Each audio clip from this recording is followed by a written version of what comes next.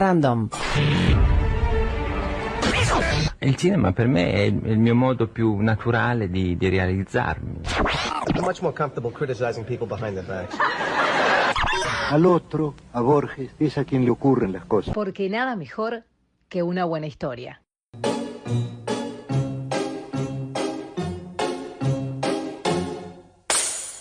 Historias Random Podcast por Bernardo Borkenstein. Hola, ¿qué tal? Este es el primer audio creado como material de complemento para el taller de pensamiento complejo que estoy dictando de forma de teleconferencias mientras dure la reclusión voluntaria. Y el tema que vamos a tratar hoy es el de la naturaleza del conocimiento abordado desde la complejidad y más especialmente dentro de la filosofía. Por supuesto no vamos a caer en textos demasiado complicados, no vamos a hacer una profundización académica, pero vamos a tratar de ver qué quiere decir cuando una persona dice que sabe o que conoce algo, ¿verdad? Desde Platón hay una definición que es bastante satisfactoria para el conocimiento, estaba en el Teteto, que es uno de los diálogos. Entonces lo que planteaba en aquel momento Platón es que un sujeto S dice que sabe P, si solo si se dan tres condiciones: que S cree que sabe P, que P, que es una proposición cualquiera, es verdadera, y que existe una justificación para que el sujeto crea que sabe eso. O sea, estas tres condiciones son bastante intuitivas y es razonable pensar en que el conocimiento realmente sea eso, ¿verdad? Una creencia verdadera justificada. Porque vamos a analizar las tres condiciones.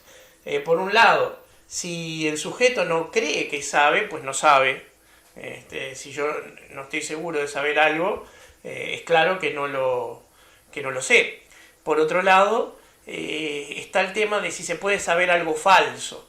Ahí tenemos que entender que la parte psicológica de la condición de saber es muy igual lo que uno siente cuando sabe que cuando cree algo. Por eso es tan difícil para un ateo discutir con un creyente, porque por más que uno se acerca desde la fe y otro se acerca desde la razón, la sensación interna que tienen los dos respecto de la verdad de lo que están afirmando es la misma. Ahora bien, como ni el ateo ni el creyente pueden confirmar empíricamente lo que están afirmando, de última es difícil de sostener racionalmente que uno u otro tiene razón. Ese es el típico caso de un debate que se termina definiendo por razones muy distintas del saber. Por más que, mirado desde afuera ese debate, ambos creen saber. Pero al no saber, por una razón empírica, si es verdad que Dios existe o no, es imposible, desde un punto exterior al debate, fallar en quién tiene razón o quién es el que sabe realmente la verdad. Y por último, la justificación. Esto es muy importante, porque la justificación quiere decir que existe una razón por la cual P es verdadera, y las razones por las cuales yo creo que P es verdadera tienen que estar relacionadas con esa razón por la cual P es verdadera. Vamos a poner un ejemplo que tensa la definición al máximo. Supongamos que alguien, Newton por ejemplo, está convencido de que tiene una manzana, ¿verdad? Asociar a Newton con manzanas es muy común. Si Newton recogió la manzana que le cayó del árbol, bueno, es muy razonable decir que él sabe que tiene una manzana porque la vio, la sintió y probablemente la tenga en la mano. Entonces Newton cree que tiene una manzana porque efectivamente está viendo, tiene percepción empírica de que tiene una manzana. Ahora supongamos que Newton tiene una manzana, pero no apareció ninguna manzana. Ahora bien, en su maletín hay una manzana que alguien le colocó ahí para que comiera o para que la tuviera, ¿sí? Entonces, la proposición es verdadera, él tiene una manzana, pero las razones por las que él cree que tiene una manzana no son las razones por las cuales la proposición es verdadera. Entonces, es muy difícil decir en ese sentido que Newton sepa que tiene una manzana. Lo que hay ahí es creencia verdadera, pero no está justificada. Y es razonable pedirle al conocimiento que tenga esta parte de la justificación, porque el conocimiento debe ser algo que nosotros podamos estructurar, muy especialmente en un sentido de conocimiento que le sirva a la ciencia. Si nosotros habláramos de una definición de conocimiento que le sirviera, por ejemplo, a las religiones, entonces la fe tiene que pasar a ocupar un papel mucho más preponderante, o sea, la parte de creencia. pero en este sentido la parte de justificación es lo que más le importa a la ciencia y al conocimiento sistemático. ¿Por qué? Porque el conocimiento sistemático requiere dos principios. La primera, que solamente se acepten cosas que son verdaderas.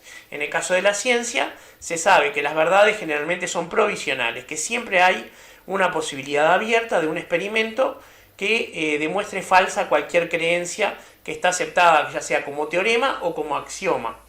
Un axioma es una verdad que no puede ser demostrada y un teorema es una verdad demostrada a partir de los axiomas y de todos los teoremas subsiguientes que fueron aceptados antes.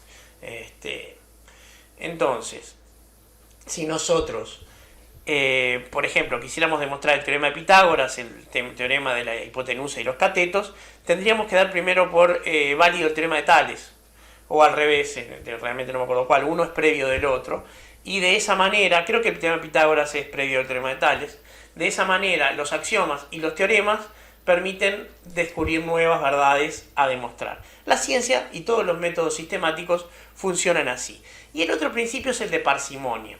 El principio de parsimonia quiere decir que ninguna verdad que yo voy a aceptar en un momento dado puede contradecir las verdades que yo acepté antes. Si se produce una contradicción, ambas verdades quedan desafiadas y tiene que volver a probarse a la luz de nuestra posible verdad a probar, la anterior también, porque es más importante conservar la coherencia interna del sistema que la aportación de una nueva verdad de cualquier manera.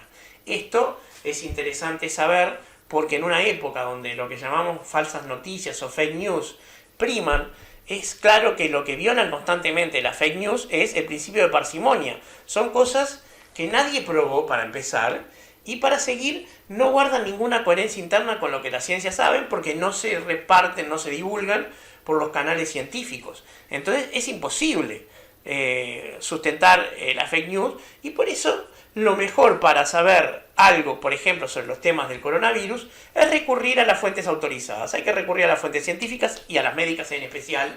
Y entonces así vamos a estar seguros de que lo que nos dicen es algo real. Como medida higiénica, por ejemplo, cada vez que les llegue un mensaje referido al coronavirus por WhatsApp, bórrenlo sin leerlo, salvo que venga del Ministerio de Salud Pública o de una organización similar. Si viene de el primo de la hermana de mi amigo que le pasó y es verdad, bórrenlo, ni se gasten en leerlo, y mucho menos gasten tráfico de internet reenviándolo a sus amigos. Esa es una forma razonable de mantener un principio de coherencia interna. No tiene una fuente verificable, no puedo compararlo con las verdades que se sabían antes, no es una verdad útil. Por supuesto, nosotros somos población general, no es nuestra responsabilidad generar verdad en esos sentidos, pero sí es nuestra responsabilidad generar verdad en nuestros trabajos diarios y en nuestra forma de integrarnos a los sistemas en los que nos integramos. Entonces es muy importante tratar de desarrollar y de sostener la coherencia en esos sistemas. Por ejemplo, vamos a suponer que una persona cree algo relacionado con su trabajo, pero el tema es cómo logra saber dos cosas. Primero, que lo cree está seguro, pero la sensación psicológica es autodemostrativa, no es autoválida. Yo creo algo, pues lo estoy creyendo, no tengo ni que demostrarlo ni que explicarlo. Pero la creencia está claro que no es conocimiento. Entonces, lo que tiene que hacer el sujeto para comprobar que sabe o para demostrar que lo sabe es encontrar la veracidad de lo que está creyendo y luego encontrar una justificación razonable. Si nos damos cuenta, esto es algo muy intuitivo y nos recuerda al método científico, que en realidad no existe, pero que es como uno de los mitos fundacionales de lo que es la ciencia desde el Círculo de Viena. Entonces, lo que tiene que encontrar P para poder proclamar que sabe algo es el estatus de verdad de lo que está proclamando y la justificación. Entonces acá encontramos algo interesante. No se habla de causa, se habla de justificación. ¿Por qué? Porque demostrar un nexo causal es una cosa muy difícil y cuando nosotros hablamos de causación, nosotros tenemos que demostrar mucho más allá de una justificación. Una justificación, por ejemplo, es evidencia empírica de que algo es verdad. Y para demostrar que el patio está mojado porque llovió, yo no necesito demostrar que la lluvia es causa de que el piso se moje, lo cual es bastante obvio en este ejemplo, sino que alcanza con ir a los registros de de sistema de clima habitual o de internet o de lo que sea y comprobar si llovió antes o no. Entonces yo sé que el piso está mojado porque llovió y no porque vino alguien y lo mojó. Entonces ese tipo de justificaciones, que en la vida real son mucho menos exigentes que en un ambiente científico, pero que en los ambientes laborales pueden ser necesarios, por ejemplo cuando estamos armando un proyecto, ese tipo de justificación es la que permite saber que esa proposición que ya consideramos verdadera, además podemos justificar que la creemos y entonces podemos decir, sí, yo sé esto es una verdad y yo la sé. Entonces, esa es la naturaleza del conocimiento para la filosofía. En 1963, un profesor de literatura que se llamaba Edmund Gettier publicó un artículo de 3 páginas nada más, que cambió la historia de todo esto.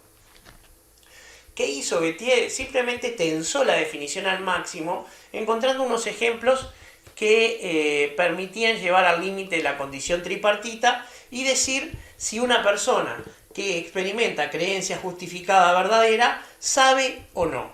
Y bueno, los ejemplos de Gettier se siguen discutiendo hasta el día de hoy. Se ha creado incluso una línea que se llama Gettierología. Y es interesantísimo discutirlo, pero obviamente por razones de extensión va a quedar para otro momento. Y vamos a recordar entonces que el trabajo del pensamiento es poner a prueba las cosas que se saben. El trabajo del pensamiento es fundamentar porque, y además si hablamos de pensamiento complejo, tenemos que recordar que las cosas y los sistemas son solamente sistemas si pueden tener elementos que los componen en relaciones unos entre sí. Y el sistema es complejo si esas relaciones son tan importantes como las partes constitutivas. Y para un análisis de la complejidad de un sistema, esas relaciones son tan importantes de analizar como los elementos. Y por eso el conocimiento, esa creencia verdadera justificada que aceptamos provisoriamente, es tan importante que lo analicemos en estas 3 relaciones importantes: la creencia, la verdad y la justificación, como la propia sentencia que nosotros decimos que sabemos o que conocemos. Este ha sido el primer audio de apoyo al taller de pensamiento complejo que estoy dictando. Les recuerdo que pueden hacer mis consultas en mi Twitter, @berborg, @B_ER, B_ORK. Y recordemos que hasta que no se pruebe lo contrario, lo único que somos es polvo en el viento.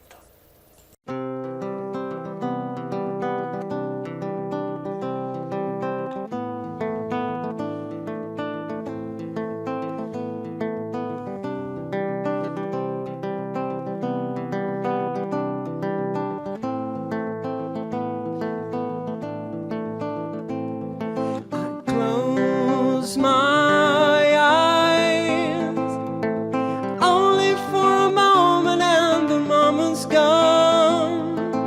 All my dreams pass before my eyes in curiosity. Dust in the wind, all we are is dust in the wind.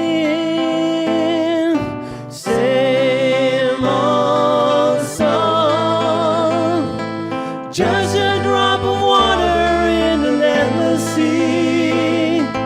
All we do crumbles to the ground, and we refuse to see. Dust in the wind, all we are is dust in the wind.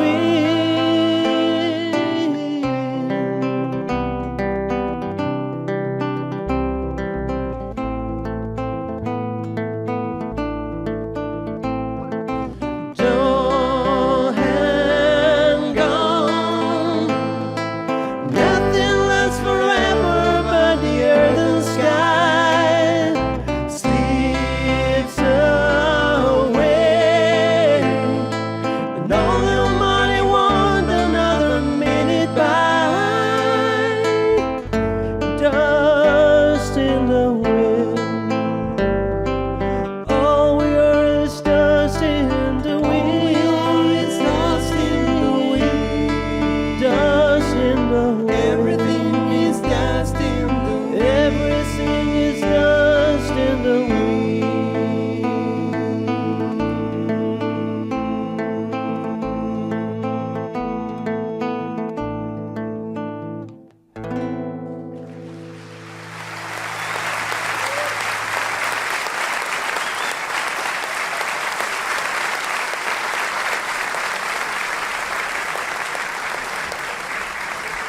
Es el trío sin nombre, ¿eh?